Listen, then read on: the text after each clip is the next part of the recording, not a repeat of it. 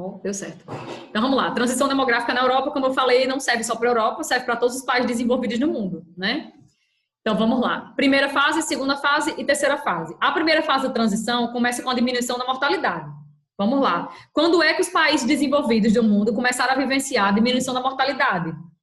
Século XIX. Foi no século XIX, né, que eles começaram aí a diminuir a mortalidade, sobretudo por causa das inovações, da Revolução Industrial, melhorou as condições de vida das pessoas, melhorou também as condições de saúde, a higiene, as ruas, dos locais públicos, melhorou também o atendimento médico hospitalar, melhorou também a agricultura, também houveram inovações na agricultura, produziram mais alimentos, enfim. Houve uma diminuição da mortalidade, mas a natalidade se manteve estável. Essa é a primeira fase. Então, olha aqui, ó. Foi somente no século XIX que a população dos países europeus atingiu o ponto máximo de seu crescimento vegetativo. Aqui, ó, que ela começou a crescer entre 1% e 1,5%. Aqui foi o momento que a mortalidade começou o quê? A cair bastante. Mortalidade caindo, natalidade se mantendo estável. Grande explosão demográfica. A explosão demográfica, ela acontece na primeira fase, né? Nesse finalzinho da primeira fase, com a mortalidade caindo bastante e a natalidade se mantendo. Então, grande explosão demográfica. Século XIX, isso nos países desenvolvidos, né? Diminuição da mortalidade. Ok. Enquanto a indústria crescia, a Europa se urbanizava rapidamente, a fome e a escassez de alimentos eram praticamente eliminados do continente. Ok. A produtividade agrícola aumentou a oferta de alimentos para a população e liberando aí mão de obra para as atividades urbanas. Ok. Além disso, houveram novos hábitos de higiene individual e pública. Houve também melhores cuidados com epidemias que surgiam, né? O homem começou a controlar mais determinados tipos de doenças, enfim, melhorou as condições sanitárias. A disseminação do sabão foi essencial, olha aí, no século XIX, disseminação do uso do sabão, porque o sabão é um método da gente se higienizar, né? Um meio da gente se higienizar nossas mãos, nosso corpo, enfim. Foi decisiva para a queda da mortalidade. A implantação de redes de abastecimento de água, tratamento de água, de esgoto, tudo isso também melhorou também as condições sanitárias de vida, melhorou a condição de vida das pessoas. Passaram a morrer menos, mas a natalidade se manteve lá, alta, estável, né? Diminuiu a mortalidade. Os avanços na área da medicina também é outro ponto positivo que fez com que a mortalidade reduzisse, né? Avanços na medicina também diminuiu. Aí aqui, ó, regras de higiene e asepsia nas cirurgias, nos hospitais foram adotadas, também diminuiu a mortalidade. A anestesia começava a ser utilizada no mundo, aumentando a sobrevivência dos pacientes operados. Eu lendo um negócio desse, eu ficava assim, meu Deus. Eu imagino uma época onde não existia anestesia. Um momento que não, e eu agradeço a Jesus. Mas será que existe essa vida reencarnada, né? Será que eu sou em reencarnação de alguém? Será que eu vivi num momento aí que não existia anestesia? Porque, meu Deus, imagine fazer uma cirurgia sem anestesia. Arrancar um dente sem anestesia nenhuma, fazer uma cirurgia dentária, costurar. Eu confesso a mim ainda me perguntar se eu queria, assim, eu não quero morrer não, meu senhor. Deus me livre. Mas imaginei cirurgias, né, perigosas, enfim, que não existia. Então, no século XIX começou a difundir também as anestesias. Isso fez com que as pessoas vivessem mais, morressem menos. Ok, primeira fase. Houve um grande crescimento populacional, né? A gente sabe que a mortalidade caiu, mas a natalidade se manteve lá, ok. Segunda fase. Na segunda fase, a natalidade vai começar a cair, mas ainda existe uma certa diferença entre eles dois, entre a natalidade e a mortalidade, né? A gente viu lá na página anterior. Então, a segunda fase iniciou-se nas últimas décadas do século XIX, nos países desenvolvidos, última década do século XIX. Quando as taxas de natalidade começaram a declinar, na maioria dos países, ok. Segunda fase. Foi nessa segunda fase também que menos crianças, antes de completar um ano de idade, passaram a morrer menos. Houve uma diminuição significativa da taxa de mortalidade infantil nas últimas décadas do século XIX, né? Nos últimos anos aí do século XIX. E aí essa mortalidade infantil se reflete bastante nas condições de saúde de um país. Geralmente, quanto maior a mortalidade infantil, que é esse primeiro ano de vida de uma pessoa, geralmente indica que a saúde daquele país é muito ruim, né? Enfim, então estava caindo a mortalidade infantil, tudo isso promoveu aí uma diminuição também da mortalidade e contribuiu para a diminuição da natalidade. Aí aqui, a terceira fase. A transição demográfica se completou, a terceira fase, que é quando realmente a natalidade está lá embaixo e a mortalidade também está lá embaixo, né? Já estão ali bem... Existe um equilíbrio já entre as duas taxas. Então, a transição demográfica se completou na segunda metade do século XX. Nessa época, a mortalidade infantil, né, que é o número de nascimentos de mortes, né, de crianças antes de 1 ano de idade, já havia caído bastante, que se prolongou por todo o século XX. O crescimento econômico, o aumento da renda familiar média também foram fatores importantes para o recuo das taxas de natalidade. Quanto melhor a condição de vida das famílias, geralmente menos filhos elas têm. Isso é uma perspectiva que é geral. E existe mesmo. O custo de educar um filho é muito alto. Outra coisa que faz com que casais tenham menos filhos. A urbanização também provocou que as mulheres ingressassem mais no mercado de trabalho, passassem a estudar mais. Tudo isso fez com que diminuísse também a natalidade. E os métodos contraceptivos, a disseminação dos métodos anticoncepcionais, que também promoveu a diminuição da natalidade.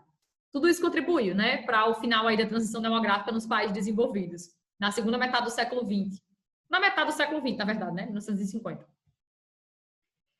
Agora, a transição demográfica nos países pobres. Bem pequenininho essa parte aí. A transição demográfica nos países pobres, eles estão basicamente vivenciando Estão aí na primeira fase e alguns na segunda fase já da transição demográfica. A primeira fase seria aquela fase em que há uma diminuição da taxa de mortalidade, né? Então, muitos países do mundo já vivenciaram isso ou estão vivenciando isso. A primeira fase, diminuição da mortalidade, por causa da revolução médico-sanitária, melhorando as condições de vida, o controle sobre doenças, né? Onde muitas pessoas morrem por causa dessas doenças aí que começam a ser originadas nesses países mais pobres. Então, o controle crescente de doenças como a difteria, o tifo, a malária, fez com que houvesse uma revolução nessa área de doenças. Ok, controlar mais a quantidade de pessoas que morriam por essas doenças. Houve uma queda da mortalidade, provocando uma explosão demográfica. Isso 1950, né? Agora, faz pouco tempo. E alguns países, essa taxa de mortalidade, ela caiu, mas a natalidade ela ainda não começou a cair bastante, né? Principalmente na África subsaariana, na África ao sul do Saara, fica ao sul do Saara, e em alguns países asiáticos, sobretudo aqueles que são muito religiosos, onde a religião ela é muito predominante na sociedade, são contra o aborto, enfim. São sociedades que geralmente a natalidade ainda é muito elevada. Já em alguns países como o Brasil e outros emergentes, estão vivenciando agora meio que a segunda fase da transição demográfica, né? Já está havendo aí uma diminuição bastante da natalidade, do número de nascimentos, e está em vias de se ingressar aí para a terceira fase, que é quando se equilibra, né? Mortalidade e natalidade. Ainda não aconteceu. Mas, enfim, alguns emergentes já estão nessa segunda fase de diminuição da natalidade. No Brasil, isso já acontece, né? A mulher brasileira, tem aí no livro de vocês, que a mulher brasileira ela já tem aí menos de 2 filhos, 1,8, não sei qual ano que diz aí, se é 2018, não lembro qual ano que tem no livro de vocês. 2018? Pronto. 1,8, né, filho por mulher? 1,8 filho. Na verdade, a taxa de reposição de uma população, a gente já está abaixo dela. Porque a taxa de reposição de uma população é para ser 2,1 filho por mulher. Quando você retira imigrantes e emigrantes, para uma população crescer num ritmo bacana, estável, é que uma mulher ela tem aí, em média, 2,1 filhos. A gente já está abaixo disso. E a tendência é diminuir mais, certo? Porque a gente está nessa segunda fase da transição. E quando eu estiver falando de... Mas a gente não vai ajudar no aumento da população envelhecida, não? Se isso vai aumentar o envelhecimento, a quantidade de pessoas velhas, porque, assim, mais velhas. A expectativa da vida da gente aumentou. Aumentando. Isso. Muitas pessoas estão e chegando a taxa de fecundidade, na verdade, não está diminuindo? Isso não vai aumentar gastos? A população envelhecida, não? Vai aumentar. Mas quem é que mantém a economia funcionando? São os jovens ou os idosos? Os jovens. Quem mais contribui? Os jovens. Então, isso é uma coisa negativa do ponto de vista econômico, entendeu? É bom você ter muitos idosos, porque indica que a expectativa de vida está boa naquele país. As pessoas estão conseguindo chegar à terceira idade, a uma idade assim, mais elevada, 60, 70, 80 anos. Isso é uma coisa muito boa, indica que a saúde está melhorando. mas é ruim quando você pega uma taxa de natalidade que está sendo muito baixa, está se tornando cada vez mais baixa. Porque quem mantém a economia, quem trabalha mais na sociedade, a população economicamente ativa, quem mais trabalha, são jovens. Então, são eles que garantem a aposentadoria dos mais velhos. Quem paga a aposentadoria, de certa forma, dos mais velhos são a população mais jovem, entendeu? Embora os idosos também contribuam, porque eles pagam impostos, enfim, eles também contribuem para a arrecadação de dinheiro do Estado. Mas a gente sabe que quem trabalha mais na sociedade, a população mais ocupada são os jovens e adultos. E eles mantêm ali a seguridade de vida dos idosos. Então, uma população que ela está crescendo muito, os idosos, é uma coisa boa do ponto de vista de saúde.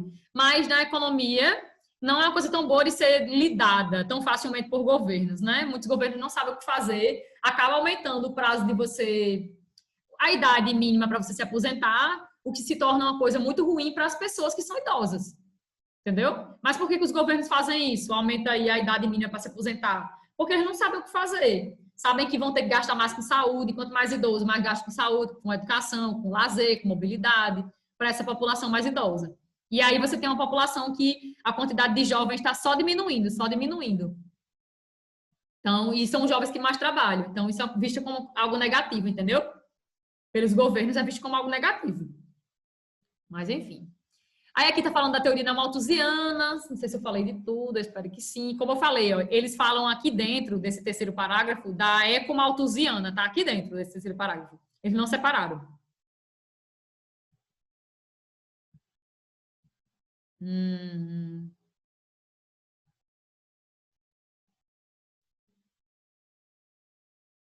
Atualmente a África subsaariana está diminuindo um pouco as taxas de crescimento natural, mas ainda tem aí as maiores taxas de crescimento populacional do planeta, junto com alguns países árabes, sobretudo os que são muito religiosos. A religião é um dos fatores de controle de natalidade, sabia? Quanto mais religioso... isso fala da política do filho único, que eles estão tendo que mudar. Estão tendo que mudar. Cara, essa parte aqui, eu acho, né? Da China? Aqui, ó, China. Mais eu encontrei mais falando da mudança da política no segundo e no terceiro. Foi? Pois bem. A China fez uma política a política de controle de natalidade justamente incentivada pelo neomalthusianismo. Eles foram incentivados pela teoria neomalthusiana, né? E aí eles fizeram esse controle em 1979, criaram a política do filho único em 1979, porque na década de 80 a China já tinha 1 bilhão de pessoas. E o governo chinês estava muito preocupado com esse crescimento, né? Estava muito rápido o crescimento da população, ia chegar um momento que eles não iam ter como administrar uma população super, hiper, mega gigantesca. Eu fui até redundante demais agora. Redundante demais também foi redundante. Mas, enfim.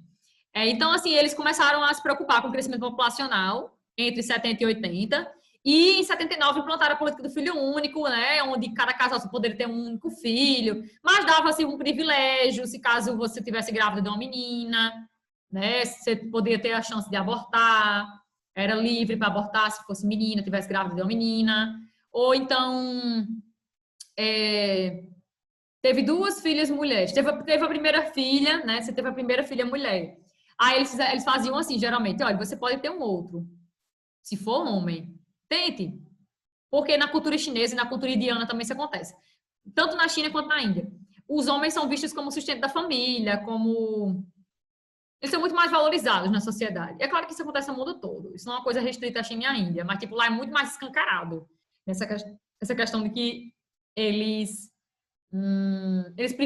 privilegiam os homens na sociedade, os nascimentos de homens. É por isso que na China e na Índia tem mais homens do que mulheres. Enquanto no mundo todo, você tem uma perspectiva de ter mais mulheres do que homens, na China e na Índia é o contrário. Lá tem mais homens do que mulheres. Ana Beatriz, por que tem mais mulheres do que homens no mundo? E isso a geografia explica? Explica. Porque as mulheres, elas vivem mais do que os homens. As mulheres, elas se envolvem menos com questão de tabagismo, alcoolismo, violência, todo tipo de violência, homicídios, assassinatos, enfim, mulheres se envolvem menos. Com acidentes de trânsito, mulheres se envolvem menos. Então, geralmente, as mulheres vivem em média 4, 7 anos a mais do que os homens, certo? O índice de mortes dos homens é bem maior do que o índice de mortes de mulheres. Mulheres cuidam mais da saúde, previnem mais doenças, tratam mais doenças, enquanto os homens, geralmente, eles vão empurrando certas situações ao longo da vida deles. É por isso que os homens vivem menos do que as mulheres. Isso eu não estou falando tipo, eu sou ignorante não, tipo, a ciência mostra isso, certo? Os homens vivem menos do que as mulheres. E aí a gente tem mais mulheres do que homens no mundo. Mas nessas sociedades aí, onde se privilegia o nascimento de homens, e no passado era até comum, tipo assim, nascia mulher, é comum matar, né? Promover aí o infanticídio, enfim, era comum. Não era algo muito distante não, da realidade não, viu, deles. Porque se privilegiava o nascimento de homens, filhos homens. Então, eles fizeram a política de controle de natalidade, deu certo, deu tão certo, que em 2013 eles tiveram que mudar a política. 2013. Eles tiveram que flexibilizar a política do filho único e aumentar a quantidade de filhos por casal. Hoje, na China, os casais podem ter até 2 filhos. Desde 2013, isso acontece lá. Porque diminuiu muito e hoje a mulher chinesa tem em média aí 1,6 filhos. Olha que o dado de 2014, 1,6 filhos. O governo está se preocupando porque a taxa de filho por mulher já está abaixo do nível de reposição. E a população da China está envelhecendo muito. Então, estão tendo aí uma taxa de idosos bastante elevada e as de jovens só diminuindo. E como eu falei, isso preocupa a economia do país, porque quem mantém, de certa forma, os idosos, né, e a economia funcionando são mais os jovens. Então, isso preocupa o país. É por isso que eles flexibilizaram a política do filho único. Aí está dizendo aqui que a Índia tende a se tornar a maior população do mundo, isso é uma perspectiva, porque a natalidade deles é maior do que a da China. Também a gente encontra nesse país grande desigualdade em relação aos sexos. Como eu falei, também lá eles privilegiam os nascimentos de homens em detrimento de mulheres, né? É muito comum lá também. Isso parte dessa cultura deles, né? Tanto a cultura da China quanto a cultura da Índia. Eles privilegiam os homens em detrimento das mulheres. Coisa que no mundo também acontece. Mas lá é assim, uma coisa bem escancarada. Aí agora vem na parte que Maria Clara quer que eu falo, né? Já vou falar das pirâmides etárias, mas vamos falar da transição demográfica no Brasil. Quando é que mudou aí esse perfil da população brasileira, né? Na verdade, a gente vem passando pela transição. Tu vai falar de como foi que causou a taxa de mortalidade. Vou falar. As causas de morte mudaram, né? Isso. As causas de morte mudaram bastante, sobretudo do século XX para o século XXI. Pessoas morriam antigamente por causa de motivos X e hoje elas morrem mais por causa de motivos Y. Enfim, tem muito a ver com a questão emocional, né? O livro fala disso. Diz aí que os motivos que mais ocasionam mortes hoje em dia são motivos ligados ao nosso modo de vida. O modo de vida que a gente tem geralmente pode ocasionar aí, os nossos tipos de mortes. Deixa eu ver aqui. Anotem no livro de vocês em algum canto nessa página. Transição demográfica no Brasil. Anotem aí. Pode ser aqui em cima, nesse espaço aqui em cima. Pega uma canetinha para anotar. Eu vou dizer um negócio, vocês vão anotar. Não tá aí. Não tá aí. O que eu vou pedir para vocês anotarem não tá aí. Peguem a caneta para anotar. Vou pegar a periga.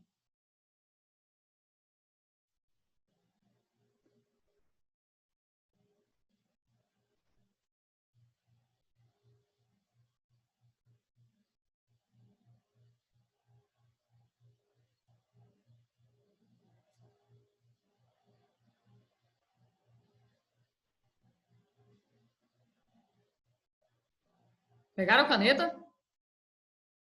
Oi? Pegaram a caneta aí? Lápis comum, poli. Ei, vocês estão aí? Mulher, eu tô comendo, mas diga que eu vou anotar no celular, que calma aí. Meu Deus. Anotem. A taxa de natalidade declinou. A taxa de natalidade declinou bastante. A taxa de natalidade do Brasil declinou bastante a partir de 1955. Natalidade.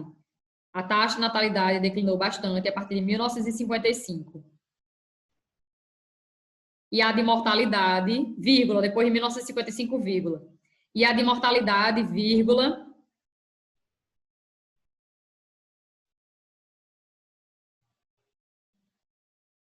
Pronto? A taxa de natalidade declinou bastante a partir de 1955, vírgula, e a de mortalidade, vírgula, a partir de 1930. Como eu falei, sempre cai primeiro a mortalidade, depois a natalidade. algumas 2 ou 3 décadas depois, começa a cair a natalidade. Então, no Brasil, a mortalidade começou a cair em 1930, principalmente no período de 1930, e a natalidade principalmente a partir de 1955. Eu vou falar os fatores que promoveu tudo isso, mas espera aí. Ponto final, depois de 1930. Continua. A redução das duas taxas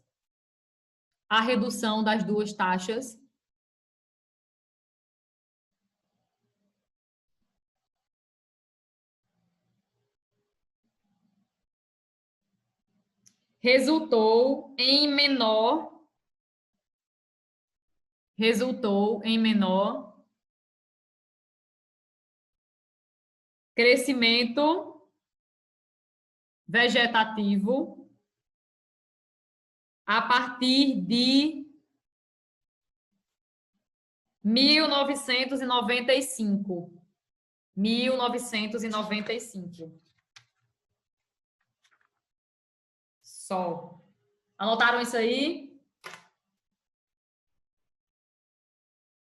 Mortalidade começou a cair em 30, natalidade em 55. Isso veio se refletir na diminuição. Sim, anotamos. Quer dizer, eu anotei. Tem mais alguém nessa aula, além de Maria Clara?